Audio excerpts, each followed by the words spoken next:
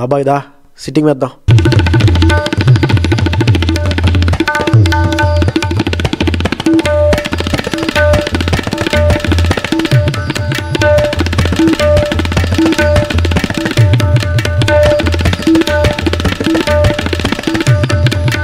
This is Vizag Fun Talks. It's not a podcast, it's a fun cast. Welcome to Vizag fun talks.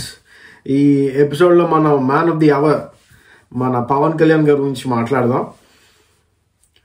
ఈ election ఒక మలుపు తిప్పి ఒక game చేంజర్గా వచ్చి ఒక ఇంపాక్ట్ ప్లేయర్గా మొత్తాన్ని మలుపు తిప్పి వన్ సైడ్ అయిపోతుందాన్ని విక్టరీగా టర్న్ చేసినందుకు ఒక మెమరబుల్ ఈవెంట్గా గుర్తుంటుంది స్టేట్ పాలిటిక్స్లో. సో ఆలస్యం చేయకుండా స్టార్ట్ చేద్దాం. అసలు ఏంటి చేశారు అనేది. గెలిస్తే క్రెడిట్ అతనిది, ఓడిపోతే బ్లేమ్ ఏమో చంద్రబాబు నాయుడు గారిది. ఇలాంటి మాస్టర్ సిచ్యువేషన్ని అతను క్లెవర్గా వాడుకొని ముందుకు వెళ్ళారు.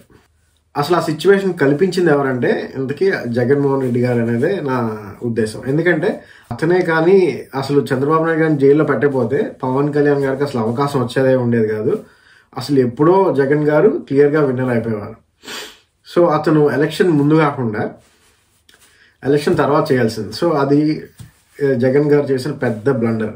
అది పవన్ కళ్యాణ్ గారికి అవకాశం వచ్చిందన్నమాట.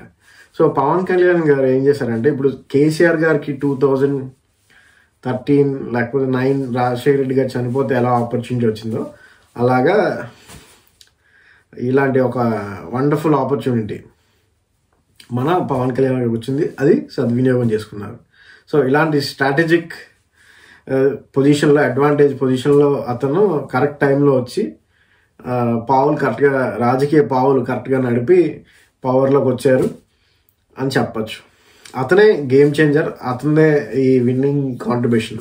కానీ ఇంకొకటి ఏంటంటే ట్విస్ట్, ఇది అతను ఒక పాన్, ఇంకా ఒక పానే మోడీ గారు యాక్చువల్గా జగన్ గారి మీద విన్ అయినట్టు అని నా ఉద్దేశం, పవన్ కళ్యాణ్ గారిని వాడుకొని.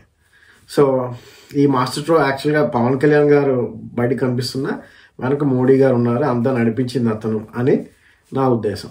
రాష్ట్ర బాగు కొరకు, దేశ బాగు కొరకు ఇది అయ్యిందనే అనుకుందాం. Please share and subscribe.